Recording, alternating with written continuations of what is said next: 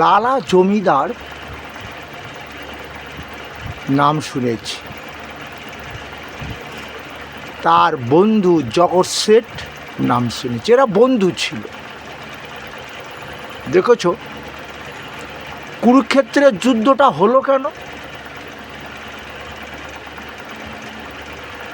ভগবান বললেন ভজ কৃষ্ণ বল কৃষ্ণ লহ কৃষ্ণ শিক্ষা। দুর্যোধন কৃষ্ণ নাম ভজন করিনি, কৃষ্ণকে চিনতে পারিনি, অবজ্ঞা করেছিল। তাই সেদিন কৃষ্ণ ওই দুর্যোধনাদিকে জানিয়ে দিয়েছিল পরিত্রাণায় সাধুনাম বিনাশায় চ দুষ্কৃতম ধর্ম সংস্থাপনার্থায় সম্ভবামি যুগে যুগে। আমাকে চিনতে পারলে না অর্জুন, পাপী দুর্যোধনাদিকে আমাকে বধ করতে হবে, ধর্মরাজ্য প্রতিষ্ঠিতা করতে হবে। ওরা বধ হবে, আবার ওদের সঙ্গে যারা যোগদান করেছে তোমাদের বিরুদ্ধে যুদ্ধ করবার জন্য, ওদেরও বিনাশ আমি করব। কিন্তু এই বিনাশটা ভগবান চাইছে না এই কলিযুগে। তাই কলিযুগের মহৎ কাহিনী লালা জগৎ শেঠ। আমাদের ভগবান বললেন ভজ কৃষ্ণ বল কৃষ্ণ লহ কৃষ্ণ শিক্ষা। ধনের মধ্যে আমি কুবের, আবার বিষ্ণুরূপে তোমাদের পালন করছে আমার স্ত্রী মা লক্ষ্মী। এই যে ভজ কৃষ্ণটাকে ব্যাখ্যা করা হয় না, আমরা বুঝতে পারি না কে কৃষ্ণ। কতজন মানুষ কৃষ্ণ সম্বন্ধে জ্ঞান লাভ করতে চায়। তিনি দাপরে বলেছিলেন অর্জুন মনুষ্যনাং সহস্রেষু কশ্চিৎ যততি সিদ্ধয় যত তামপি সিদ্ধানাং পশ্চিমাং বেত্তি তত্ত্ব। লক্ষ লক্ষ মানবের মধ্যে কদাচিৎ কোনো একজন হয়তো আমাকে আশ্রয় করে, আমার সম্বন্ধে জ্ঞান লাভ করার ইচ্ছা প্রকাশও করে। সেই তাদের মধ্যেও অর্থাৎ লক্ষ লোক, তারা যে কটা আমার ভক্ত হতে ইচ্ছা প্রকাশ করে, তাদেরও মধ্যে সহস্রের মধ্যে কদাচিৎ কোনো একজন আমাকে পাবে। ওরে বাবা, তাহলে কৃষ্ণকে পাবা।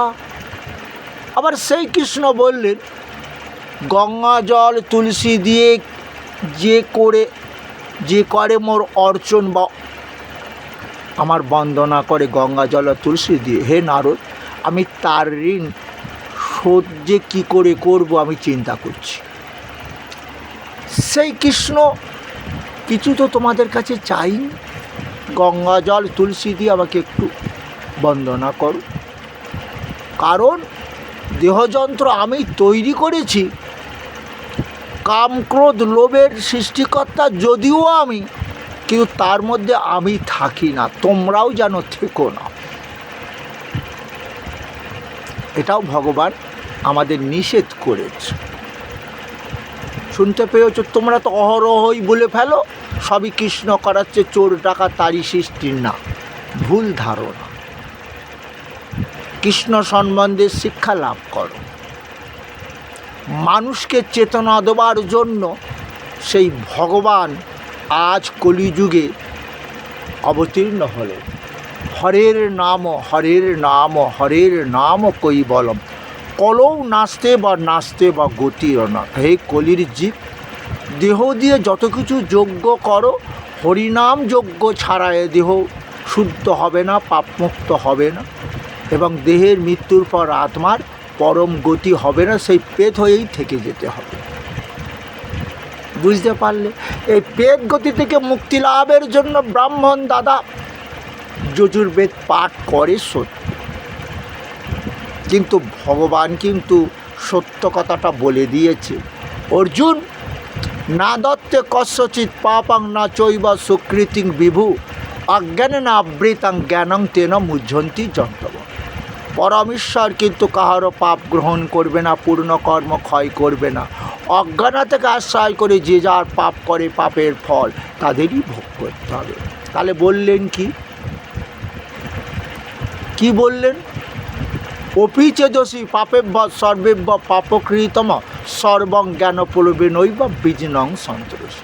আমার গীতা অমৃত পান করো, গীতা জ্ঞান লাভ করো। গীতা জ্ঞান লাভ করলে কি হবে? এ দেহে আর পাপ থাকবে না।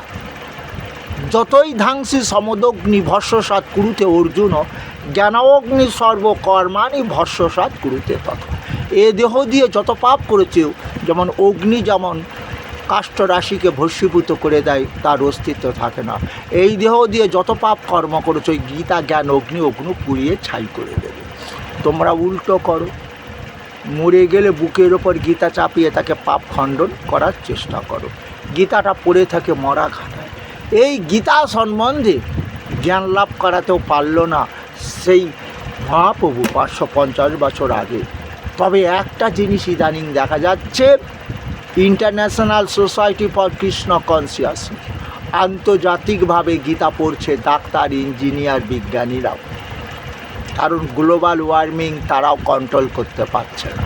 তারাও বিপদে পড়ে গেছে। এই গ্লোবাল ওয়ার্মিং দিয়ে পৃথিবী হবে ধ্বংস। সেটা তো গীতাতে বলা আছে। তাপা মহামহং বর্ষং নিগৃহীণম সৃজামি চ অমৃতং চৈব মৃত্যুস্স সচ্ছামর্জুন। কলিযুগে আমি অমৃত নই। 12টা সূর্যের তাপ পড়বে এই কলিযুগে। গাছ ফল শূন্য, গাভী দুগ্ধ শূন্য, নদী জল শূন্য। কেন হবে? আবহাওয়াটা পুরো, জলবায়ুটা পুরো পাল্টে যাবে। দেখছো যেখানে জল হচ্ছে তা হচ্ছে বন্যা, ক্ষেত ফসল শূন্য। আস্তে আস্তে তোমরা বুঝতে পেরেছ। তা সেটা তো অর্জুনকে বলেছে, তাপা মহামহং বর্ষং নিগৃহীণম সৃজামি চ অমৃতং চৈব মৃত্যুস্স সচ্ছাম। অর্জুন, হে অর্জুন, আমি সূর্যরূপে তাপ দান করি, বৃষ্টি আকর্ষণ করি, অর্থাৎ মেঘ সৃষ্টি করি, আবার মেঘরূপে বৃষ্টি দান করি, যার ফলে সুজলাং সুফলাং শস্য শ্যামলং মলয়জ শীতলং। এখনও আমাদের ফ্যান চালাতে হচ্ছে, আষাঢ় মাসে এসি চালাতে হচ্ছে। বোঝা যাচ্ছে যে 12টা সূর্যের তাপ আরম্ভ হয়েছে, মহাকলি এনে ফেলেছি। রসহমপসু সুস্বাদু জল আমি, প্রভাস্মি শশী সূর্যয়, সূর্যের তেজ আমি। রসহমপসু প্রভাস্মি শশী সূর্যয়, প্রণব সর্ব বেদেশু শব্দকে পৌরুষ নিশু। বেদে ওঙ্কার, আকাশে শব্দও আমি, পুরুষে পুরুষকার আমি। তোমরা কি পুরুষ আছো? ওটা তো তোমরা কাপুরুষ। অর্থাৎ দুর্যোধন কাপুরুষ হয়েছিল, পুরুষোত্তম কৃষ্ণকে চিনতে পারল না, তার অকাল মৃত্যু দিয়েছিল। তাহলে 12টার যে সূর্যের তাপটা আসছে, ভয়াবহ রূপ ধারণ করেছে গ্লোবাল ওয়ার্মিং। তোমাদের পাপের ফল তো ভোগ করতে হবে। তবে শতলোক যারা আছে চিন্তা নেই, দেহের মৃত্যু হোক। ঊর্ধ্বং গচ্ছতি সত্যস্থা মধ্যে তিষ্ঠন্তি রাজসা জঘন্যগুণাবৃত্তি সদ গচ্ছন্তি তামসা। দেহ দিয়ে যারা জঘন্যমূলক পাপ কর্ম করবে, অধগতি কৃমি কীটা আদিগুলি হয়তো আমাকে জন্ম দিতে হবে। আবার দেহ দিয়ে সৎকর্ম যারা করবে, তাদের দেহের মৃত্যুর পর সদ্গতি হবে। মধ্যে তিষ্ঠন্তি রাজসা, যারা আমাকে চিনতে পারল না, কৃষ্ণ নাম বদনে বলে না, তারা কি বলে? দেহি সৌভাগ্য আরোগ্যং দেহি দেহি পরম সুখম।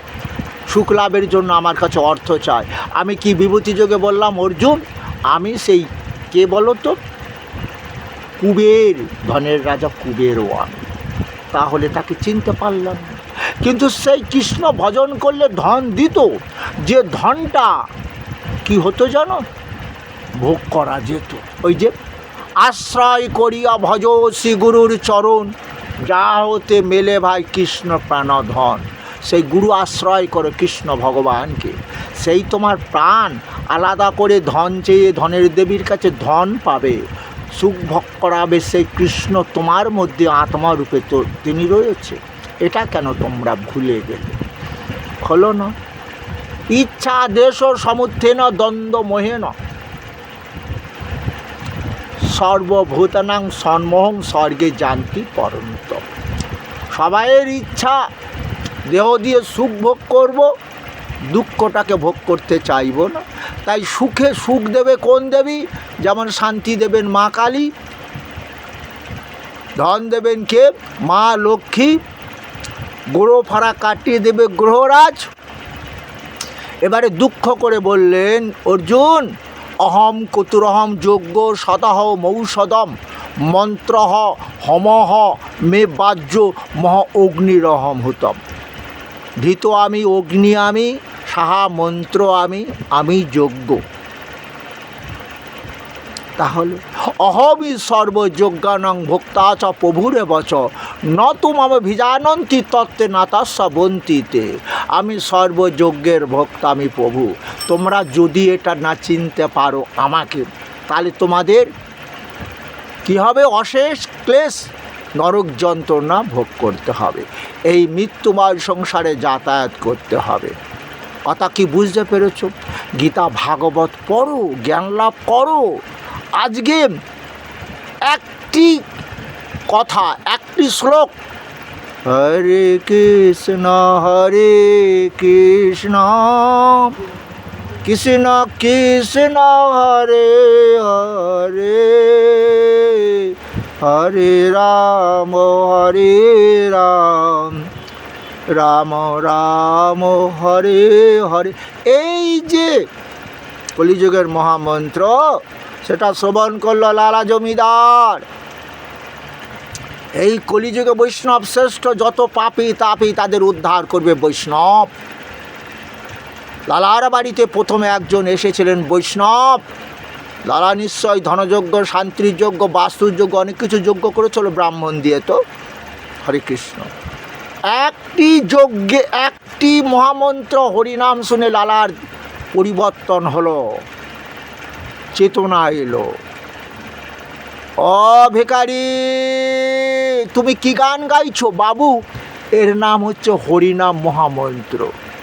আমাদের দেহটার মৃত্যুর পর সঙ্গে আমাদের কিছু দেবে না, দেবে এই হরিনাম মহামন্ত্র। ওই তো তোমরা দাও, নামাবলি তার দেহ ঢেকে দাও, পিছনে হরিনাম দিয়ে দেয়। খোকা আমার বাবার দেহটা শ্মশানে নিয়ে যাচ্ছে, ছেলেও তো যাচ্ছে। হ্যাঁ, তা বাবু, লালা বলল, ভিখারি কি কথা তুমি বলছো? আমি যে টাকার পাহাড় তৈরি করেছি, একটি টাকাও কি আমার সঙ্গে দেবে না? না বাবু, একটি টাকাও দেবে না। দেবে এই মহামন্ত্র তো, হরে কৃষ্ণ কৃষ্ণ কৃষ্ণ হরে হরে, হরে রাম রাম রাম হরে হরে। তাহলে আমি তো হরিনাম গাইলাম না। চিন্তা করছি, এত সহজে কি টাকা পয়সার মায়া ত্যাগ করা যায় গো? একটা সুন্দর গান ছিল না, চিটে গুড়ে পিঁপড়ে পড়লে নড়তে চড়তে পারে না। ওই চিটে গুড়ের মতো আমাদের আকর্ষণ করে রেখেছে, পড়ে আছে চিটে গুড়ের মধ্যে, ওতেই আমাদের মৃত্যু হবে। এই মৃত্যুটা ভগবান চাইছে না। তোমাদের জ্ঞানের উদয় হোক, এই দেহ দিয়ে কিছু সৎকর্ম করো, যাতে তোমার দেহের মৃত্যু আমি দেব, তোমার আত্মাটাকে আমি স্বর্গ লাভ করাতে পারবো, বৈকুণ্ঠ ধাম লাভ করাতে পারবো। মৃত্যুময় সংসারে তোমাদের আনতে আমাকে হবে না। তাই তো অর্জুনকে বলেছিল, মামুপের তো পুনর্জন্ম দুঃখালয় অমস্বস্ত। এটা দুঃখের আলয় অর্জুন। আমার পুত্রগণ, আমার পিতামহ, আমার মাতুলকুল, ওটা মায়া। এবং তুমিও অহংকার করে বলছো আমি যুদ্ধ করতে পারবো না। যারা আমি বলে তারা কখনো আমাকে লাভ করতে পারে না, আমার এই গীতা জ্ঞান লাভ করতে পারে না। শুনতে পেয়েছো কি তুমি অর্জুন? আগে অহংকারং বলং দর্পং কাম ক্রোধং পরিগ্রহম। বোঝা গেল, কাম ক্রোধ লোভ অহংকারটা আগে ত্যাগ করো, নাহলে আমার গীতা বুঝতে পারবে। আজকে কিন্তু লালা বুঝতে পেরেছ। পাশের বাড়ি জমিদার মারা গেল, সঙ্গে তো হরিনাম দিল, তখন আমার চেতনা কিন্তু আসেনি। আজ এই বৈষ্ণব আমার চেতনা দিয়েছে। কিন্তু চেতনা ওই যে চিটে গুড়ের মধ্যে রয়েছে, সে এখন নড়তে চড়তে পারছে না। শুনতে পেয়েছ? কিছুদিন পরে ওই লালা পাশের গ্রামে গেছে খাজনা আদায় করতে, কিন্তু খাজনা তো পেয়েছে, মনের আনন্দে ফিরছেন নদীর তীর দিয়ে। কিসে করে যেতেন? ঘোড়ায় নয়, পালকি করে। বেহারা তাকে বহন করে নিয়ে যেত। কিন্তু মুশকিল কি হলো বলো তো, লালার যেন কে চেতনা দিল, বাবা বাসনায় আগুন দেবে না বাবা। লালার চেতনা এসে গেল, তাহলে তো আমিও তো আমার এখনো কামনা বাসনাতে আগুন দেইনি। কিন্তু মেয়েটা কিন্তু বলেছিল উল্টো, তার বাবা ধোপা কলার বাসনা সংগ্রহ করে আনে দিনের বেলায়, সন্ধে হবার আগে ওই বাসনাগুলোতে আগুন দিয়ে পুড়িয়ে ছাই করে, ওই ছাই দিয়েই তার বাবা কাপড় চোপড় পরিষ্কার করে এবং যা কিছু টাকা পয়সা হয় তাতেই তারা সংসারে সুখে থাকে। তাই মেয়েটা সজাগ হয়েছে, বাবা যদি আজ এই বাসনায় আগুন না দেয়, আগামীকাল কাপড় চোপড়ও কাচা হবে না, ইনকামও হবে না, নাকি? হরে কৃষ্ণ, কি দারুণ না? কিন্তু মজার কথা হলো, লালা আর দেরি নয়, পালকি থেকে নামলেন, শুনতে পেলে বলছে, কে মা, কে তুই, কে তুই, আয় আয়, তুই আমার গুরু। গুরু আমাকে শিক্ষা দিয়েছিল যে মৃত্যুর পর হরিনাম সঙ্গে দেবে, বাবু আর কিছু দেবে না। তুই হলি আমার শিক্ষা গুরু, সে ছিল আমার দীক্ষা গুরু। আয় মা, কাছে আয়, আয় আয়, দেখি তোকে একটু নয়ন দিয়ে, আমার জন্ম সার্থক হবে। এতদিন তো আমি টাকা পয়সা ছাড়া কিছু চিনতাম না, তোকে একটু নয়ন দিয়ে দেখি, দেখি রে মা। হ্যাঁ, ধোপার মেয়ে কাছে এসে বলছে, বাবু আমি তোমার ওই কামনা বাসনা কথার বলিনি। কী বলেছ মা? আমরা ধোপা ওই যে বাসনা সংগ্রহ করে এনেছে বাবা, কিন্তু এখনও আগুন লাগাইনি, এদিকে সন্ধে হয়ে গেছে, তাহলে আগামীকাল কি দিয়ে আমরা কাপড় কাচবো?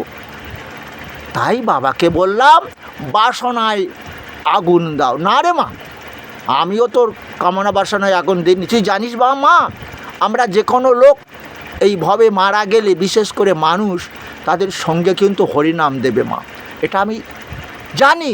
কিন্তু আমার চেতনা দিয়েছে এক বৈষ্ণব, আর তুইও আজ চেতনা দিলাম। তাই শোন মা, আর দেরি করব না, আর দেরি নয়। সেই পালকি থেকে হেঁটে হেঁটে বাড়ি এসেছে, বড় ক্লান্ত আজ লালা। একমাত্র মেয়ে সুমতিকে ডাকছে, মা সুমতি রে, আয় না মা একটু কাছে, দেখি তোকে। এসেছে কাছে, মা তোকে দেখেছি, এইবার একটু মা কৃপা কর, ভিক্ষার ঝুলি দে। কি বাবা, ভিক্ষার ঝুলি কেন? এই নে টাকার ঝুলিটা রেখে দে। কি বলছো তুমি বাবা, তুমি কি অসুস্থ হয়ে গেছো? বলে সুস্থ আছে। শোন মা, আমি যখন মরে যাব সুমতি, তুই আমার সঙ্গে হরিনাম দিবি। সেই হরিনাম বদন দিয়ে এখনও বলতে পারিনি, তাহলে মরে যখন যাব, তাহলে ওই হরিনামটা তুই সঙ্গে দিবি, ওতে আমার কোনো কাজ হয় না। তাই তো গো সবার এই যে এবং অষ্টাদশাধ্যায়ী গীতা বাংময়ী মূত্রেশ্বরী জানিহি জ্ঞান মাত্রে ন মহাপাতক নাশিনী, 18 অধ্যায় গীতা ভগবান শ্রীকৃষ্ণের মুখ নিঃসৃত বাণী, যেটা শ্রবণ করলেই যে পাপ মুক্ত হবে। হরে কৃষ্ণ। উল্টো করি, মরা বাবাকে গীতা শোনায়, হরিনাম শোনেন। তাহলে লালা বুঝতে পেরে গেল, মারে তখন কোনো কাজ হয় না। শ্রবণং কীর্তনং প্রভু বিষ্ণু শরণং পাদ সেবনং অর্চনং দাস্য সক্ষ আত্মনিবেদনম। শ্রবণ করো, ভগবান কৃষ্ণ বিষ্ণুরূপে আমাদের পালন করছে, বিষ্ণু ভগবানের জ্ঞানের কথা শ্রবণ করো, গীতা পড়ো, হরিনাম করো, কলিযুগে মহামন্ত্র। কৃষ্ণ ভজন করতে পারবেন, ওই জন্য গীতা পড়তে হবে। তা গীতায় তো তুমি শুনতেই পেলে, ভগবান বলছেন সর্বস্ব চাহং হৃদি সন্নিবিষ্ট মত্ত স্মৃতি জ্ঞানম পহঞ্চ বেদস্য সর্বরহমে বা বেদ্য বেদান্ত কৃত বেদে বিদবচহম। আমি বেদান্ত কর্তা, আমি বেদবেদ, সমস্ত জীবের হৃদয়ে আমি আছি। বুঝতে পেরেছ? আর কি বলবো, আমি তাহলে মালিক। আর অর্জুন এই দেহ এই দেহ বাঁচিয়ে রেখেছে ভগবান, তৈরিও করেছেন ভগবান, আবার এই দেহটার মৃত্যুও দিচ্ছেন, আবার দেহটার মৃত্যুর পর নূতন করে আত্মা দিয়ে দেহ তৈরি করছে। এই যে ছেলে আমার বাবার আত্মাটা দিয়ে যাতে করে ভগবান কৃষ্ণ সুন্দর দেহ তৈরি করে, তাই বাবার পাপ খণ্ডন করাচ্ছে গো। গলায় তুলসীর মালা পড়েছে, নম শ্রী বিষ্ণু, নম শ্রী বিষ্ণু, হরিনাম দিয়েছে, গীতা পাঠ দিয়েছে, আবার বেদ পাঠ করছে। বেদ পাঠটা দিয়েছে কেন? দিয়েছে কারণ ভগবান বলেছিল যে পণ্ডিত হরিনাম ছাড়া দেহ পাপ মুক্ত হবে না, নিমায় বেদ পড়তে হবে, যাগযজ্ঞ করতে হবে। এখন ওই জন্য বাস্তুযজ্ঞ, হ্যাঁ ভালো ভালো বাবার শ্রদ্ধা যজ্ঞ দিয়ে ভগবান বিষ্ণুর বন্দনা করা হয়, ওটা আছে যজুর্বেদে, পাঠ করছে, শুনতে পেয়েছ? কী করে ব্রাহ্মণদের পেট চলবে বলো?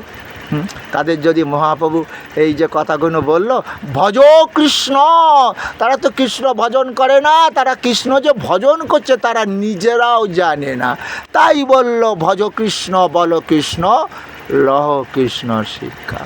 লালা জমিদার তার চেতনা এসে গেছিল।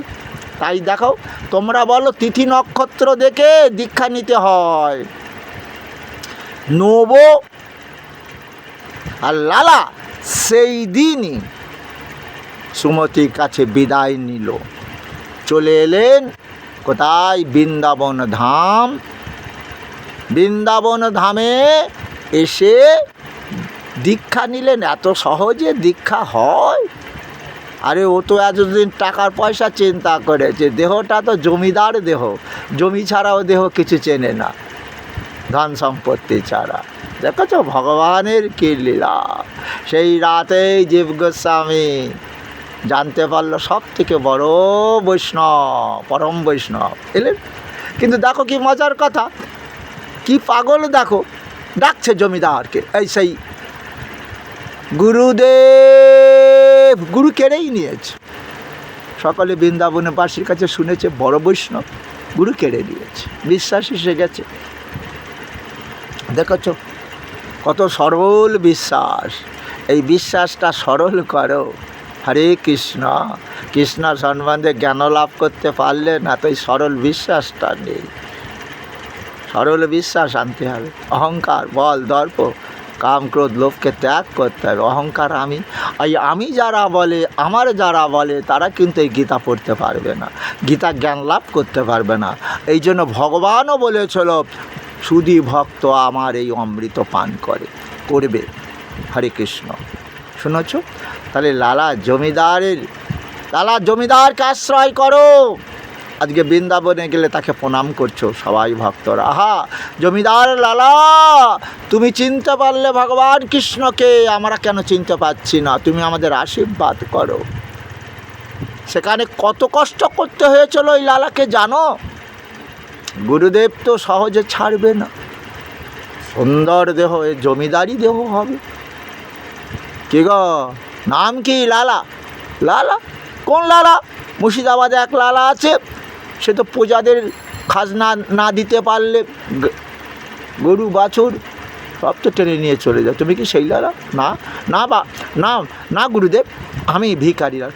ভিখারি লালা তো দেখে তোমাকে মনে হচ্ছে না, যদি ভিখারি হও তাহলে পরীক্ষা দাও। কে বুঝতে পারলে? দৈনন্দিন ভিক্ষা করে, অন্ন তৈরি করে, ভগবানকে সেবা দিয়ে নিজে সেবা নিত। কি বুঝতে পারলে? বুঝতে পেরেছ কি? কত কষ্ট তাকে করতে হয়েছে, জগৎকে শিক্ষা দিয়ে গেল। আমি লালা জমিদার ছিলাম, একদিন ধন ভোগ করেছি, আমার দেহের চেতনা আসেনি। জনাদির আদি গোবিন্দই সব, এই দেহ তৈরি করেছেন তিনি। এই দেহ দিয়ে তার একটু নাম করলে এই দেহের মধ্যে কাম, ক্রোধ, লোভ থাকবে না। হরে মানে হরণ করব আমি কৃষ্ণ। কিন্তু ভজ কৃষ্ণ প্রথমে বলেছিলেন, কেউ কৃষ্ণ নাম বদনে বলছে না, কি করে হবে? ওই যে মরা থেকে রাম হলো, সেই রত্নাকর দস্যু মরা বলল, ভগবান এখানে বললেন হরে বল, আমি কৃষ্ণ তোদের সমস্ত পাপ খণ্ডন করে দেব। এখন হরে তারপরে কৃষ্ণ হয়ে গেল। হরে রাম, হরে কৃষ্ণ কৃষ্ণ কৃষ্ণ হরে হরে, হরে রাম রাম রাম হরে হরে। বুঝতে পারেনি? রাত্র দিন নাম লয় খাইতে শুইতে। কলির জীবের মৃত্যু কী করে হবে জানো? খেতে খেতে শুতে শুতে, স্ট্রোক, গ্যাস। হরে কৃষ্ণ। আর ভাগবত বলছে কলির জীবের মৃত্যু কেমন হবে? 63 কোটি লোক পৃথিবীতে থাকবে, যুদ্ধে মারা যাবে, প্রাকৃতিক দুর্যোগে মারা যাবে, মহামারীতে মারা যাবে। মহামারী তো মরেছে তুমি ভারতবর্ষে কত, খুবই কম, কিন্তু সারা বিশ্ব চিন্তা করেছো কিভাবে মারা গেছে করোনা ভাইরাস। এইবারে যুদ্ধ বেঁধে আছে, ছাড়ছে না। বুঝতে পেরেছো, কখন অ্যাটম বোম ফেলে দেবে। আবার বোঝা যাচ্ছে এইভাবে প্রাকৃতিক দুর্যোগ। ভেনেজুয়েলার দেখেছো 2টো ভূমিকম্প একসঙ্গে, কুপকাত। কি অজীব, দেহের মৃত্যুটা ভূমিকম্পে হোক, করোনা ভাইরাসে হোক, যে কোনো ভাইরাসে হোক, প্রাকৃতিক দুর্যোগ, বন্যায় দেহ টেনে নিয়ে যাবে। কে সে দেহটা তো আমার নয়, ওটা কৃষ্ণের, এটা ভাবতে হবে। তাই দেহ দিয়ে কৃষ্ণ নাম করতে হবে। লালা জমিদার এটা নিজে বুঝেছিল, তাই সব ত্যাগ দিয়ে সে লালা জমিদার কি করেছিল, এই বৃন্দাবন ধামে এসে সেই গুরু আশ্রয় করে সেই কৃষ্ণ নাম ভজন করেছিল। কত বড় শিক্ষা দিয়েছে বলো তো। হ্যাঁ, কিন্তু গৌরাঙ্গ মহাপ্রভু গরিব ঘরে জন্মগ্রহণ এলেন কেন? গরিবদের মধ্যে ভয় আছে, দেহে পাপ করলে ভুগতে হবে, তাই তারা দেহটা পাপ কার্য লিপ্ত করে না। তাহলে করে কারা? ওই যে কলিতে দেখতে পেয়েছো, এ জগতে হয় সেই বেশি চায়, আছে যার ভুরি ভুরি, রাজার হস্তে করে সমস্ত কাঙালের ধনচুরি। তবে হ্যাঁ, আমার সনাতন ধর্ম জাগ্রত হয়েছে। এরা ধন তৈরি করেছিল, কারণ আমি বড় নেতা মন্ত্রী। ওরা এখন সেই কি হলো জানো, হয়তো লালা জমিদারের মতো, লালা জমিদারের কীর্তনটা তাদের ভালো লাগবে, কারণ ওরা বুঝতে পেরেছে যে সেই কুরুক্ষেত্রের যুদ্ধের কথাটা গীতার বাণী, যদা যদা হি ধর্মস্য গ্লানি ভবতি ভারত অভ্যুত্থানম অধর্মস্য তদাত্মনং সৃজাম্যহম। অর্জুন, আমি কৃষ্ণ পৃথিবীর বুকে যখন পাপী লোকের সংখ্যা বেড়ে যাবে, পাপীদের বিনাশ করার জন্য আমি ধর্মরাজ্য প্রতিষ্ঠা করব, পাপীদের বিনাশ করে। হরে কৃষ্ণ আরম্ভ হয়েছে, দুর্যোধন বধ হচ্ছে, টাকার শোকে অকাল মৃত্যু হবে ওদের, জেনে রেখে দাও। এই টাকার শোক বড় শোক, মায়েদের গয়নার শোক পুত্র শোকের থেকেও বড়। বুঝতে পেরেছ? 26 কেজি সোনা। কী চিন্তা করছো? সময় আছে। মুসলমান হলে কোরআন পড়ো, হিন্দু যদি সনাতন ধর্মের লোক হও গীতা পড়ো, আদর্শ দেহ তৈরি করো। তোমার ছেলে মরে গেলে গীতা পাঠ দেবে, হরিনাম দেবে, ওতে কোনো কাজ হবে না। গৌরাঙ্গ মহাপ্রভু তাই বললেন, শোনো শোনো নিত্যানন্দ, শুনো হরিদাস, আমার আজ্ঞা সর্বত্র করো প্রকাশ। প্রতি ঘরে ঘরে গিয়ে ভিক্ষা মাগো, বদনে বলো কৃষ্ণ নাম, ভজ কৃষ্ণ লহ কৃষ্ণ শিক্ষা। বাংলা পড়ো গীতা, তাও দেহটা পাপমুক্ত হবে। সবাই সংস্কৃত পড়তে পারে না, আর সরকার ওই 8 অবধি সংস্কৃত পড়ে গীতা পড়ার মতো করছে না। কারণ বাবা মা মরে গেলে সংস্কৃত বলতে হয়, দেবদেবীর পুজো অঞ্জলি দিতে গেলে সংস্কৃত বলতে হবে। সরকারের কাছে বলো সবাই মিলে যে মাধ্যমিক অবধি আমাদের সংস্কৃত চালু হোক, যেটা সিপিএমের আমলে ছিল, যেটা কংগ্রেসের আমলে ছিল। হ্যাঁ, চালু করতে হবে। দিদি এটা নিয়ে চিন্তা করলো না। হ্যাঁ, হরে কৃষ্ণ।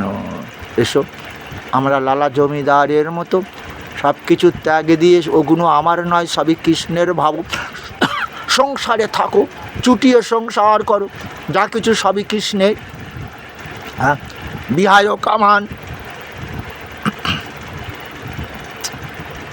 কামান প্রমাং সরতি। বিহায় কামান মানে কি আগে শোনো। কামনা বাসনা শূন্য হয়ে সংসারে বিচরণ করো। সব কৃষ্ণের। কর্ম করে যাব, ছেলেকে সুখী করার জন্য টাকা পয়সা তৈরি করব, ছেলের কাছে বিনিময়ে কিছু চাইব না, কারণ সুখ যদি দিতে পারে সে আমার কৃষ্ণ মালিক, এটা ভাবো।